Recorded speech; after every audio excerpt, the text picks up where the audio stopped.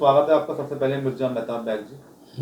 Sir, सबसे पहले आपसे सवाल कर लेते हैं, अभी जैसे वक्फ बोर्ड का जो मामला लगातार चल रहा है और अभी जैसे सुप्रीम कोर्ट तक ये मामला पहुंच चुका है, 16 और 17 तारीख की जो मामले में जो सुनवाई हो रही है, क्या लगता है आपको ये मामला आगे क्या रहने वाला है? कैंसिल होगा या मोदी सरकार के पाले में जाएगा?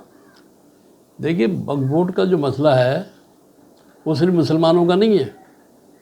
जितनी भी मजहबी कमेटियाँ बनी हुई हैं, चाहे वो हिंदू धर्म की हो, क्रिश्चियन धर्म की हो, सिख धर्म की हो, जैन धर्म की हो या बुद्ध धर्म की हो, इन कमेटियों में सरकार का इंटरफियर बिल्कुल गलत है।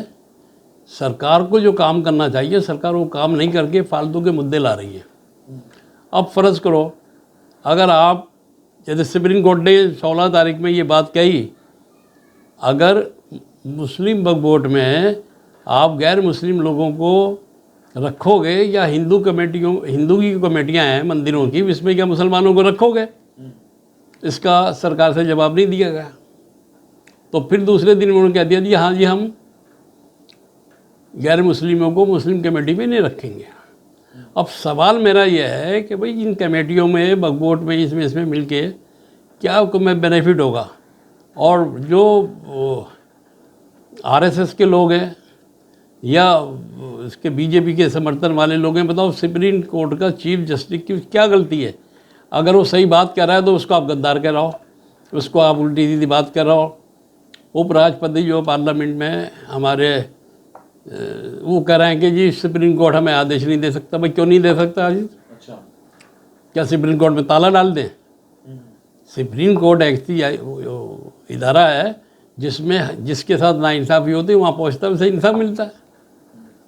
अभी सरकार मोदी की है, कल अगर मोदी की सरकार नहीं हुई तो ये भी वहीं जाएंगे ना सुप्रीम कोर्ट में।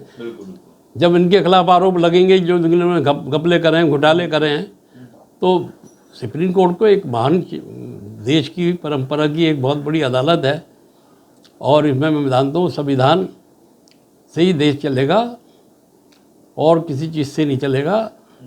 अब रहा सवाल ये है कि भाई वक्फ बोर्ड का मसला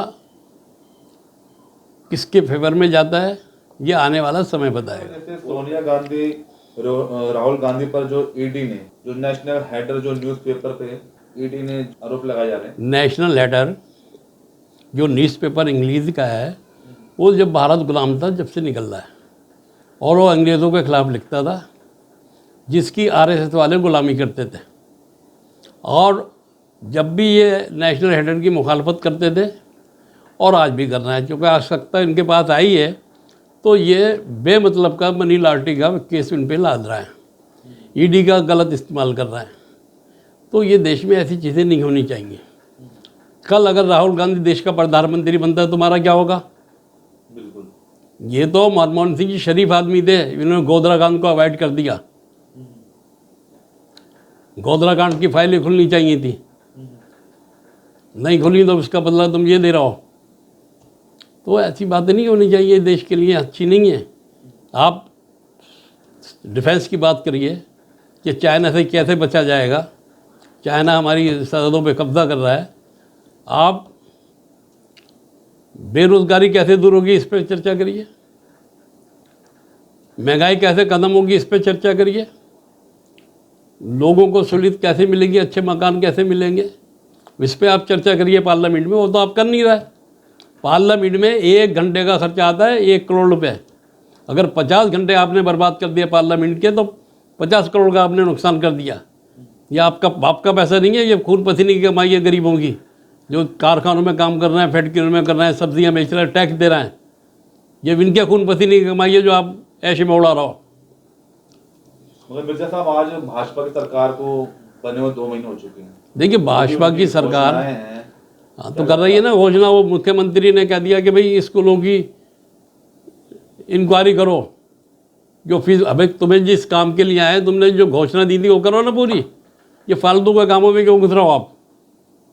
ये कोई काम नहीं करेगा, ये पब्लिक को बेवकूफ़ बनाते हैं। सिलेंडर ईद पे, दिवाली पे, होली पे नहीं मिला, अब दिवाली आने वाली है, चलो ईद पे तो तुम दोगे नहीं, लेकिन जो और 26 घोषणाएं की थी वो कहाँ हैं? आप उल्टे सीधे काम में पढ़ लो। वो लिया ही मुख्यमंत्री कि जी 36,000 रुपये की इलेक्ट्रॉनिक 2 व्हीलर ले लो आप, औरतों को फ्री देंगे, उसमें 36,000 देंगे। भाई तू सरकार चलाने आई है या गाड़ियाँ बेचने आई है यहाँ पे? तो ये सारी बातें हो रही हैं। अब देश की जनता को बहुत सारे हिसाब किताब से चलना पड़ेगा। इनको वोट का बाइकाट करना पड़ेगा। अव्वल तो जनता इन्हें वोट ही नहीं दे रही, 80% जनता उनके खिलाफ है, बीजेपी के। ये तो चुनाव आयोग और इनकी मिली भगत से मशीन की हेराफेरी से जीत जाते हैं। लॉ एंड ऑर्डर का बुरा हाल है। बंगाल में जो सर मुर्शिदाबाद में जो घटनाएं हो रही हैं, इसको लेकर कुछ कहना चाहते हैं? वहाँ की जो घटना देखिए उसके लिए देखिए जहाँ जहाँ ऐसी वारदातें होती हैं वहाँ कुछ अफसरों का गैर जिम्मेदारी होती है, वो गैर जिम्मेदारी का काम कर देते हैं। और आजकल तो मीडिया इतना हो गया है कि हर आदमी मौके पे पहुंच जाता है। नहीं भी पहुंचता कोई रिपोर्ट वाला तो पब्लिक का कोई आदमी शूट कर लेता है और वो किसी मीडिया वाले को दे देता है। तो आजकल अफसरों को भी चाहिए सोच समझ के काम करें।